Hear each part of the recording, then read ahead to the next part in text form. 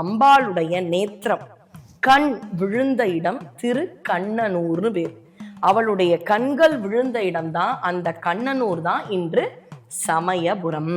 சமயத்திற்கு நம்மை அருள்பாலிக்கும் தேவியாக யார் இருக்கின்றாள் என்றால் அம்பாளுக்கெல்லாம் மகமாயி மாரியம்மனுக்கெல்லாம் தலைமை பீடமாக இருக்கும் அந்த சமயபுரத்து மாரியம்மன்.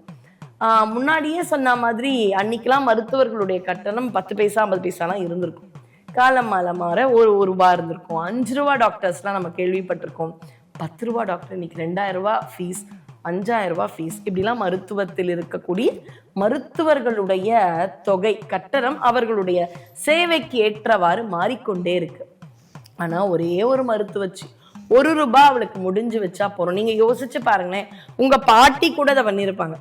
ஏதாவது யாருக்காவது உடம்பு சரியில்லைன்னா 1 ரூபாயை முடிஞ்சு இத சமயபுரத்து ஆத்தாக்கு வச்சுட்டு அந்த 1 ரூபாயில எல்லாத்தையும் அவ நம்மள காப்பாத்திடுவான்னு நம்பிக்கையோட 1 ரூபாய் தான் வைப்பாங்க. அம்பாள் நம்மளை காப்பாத்திடுவா.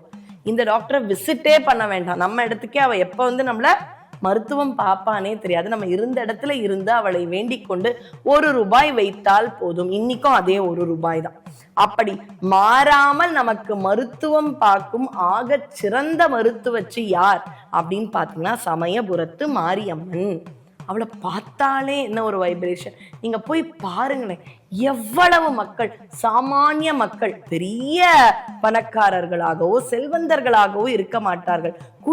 குடும்பமா காலில் செருப்பணியாமல் ஓடி வந்து அவளிடம் நாடி இன்றளவும் நம்பிக்கையோடு வாழ்ந்திருக்கின்றார்கள்.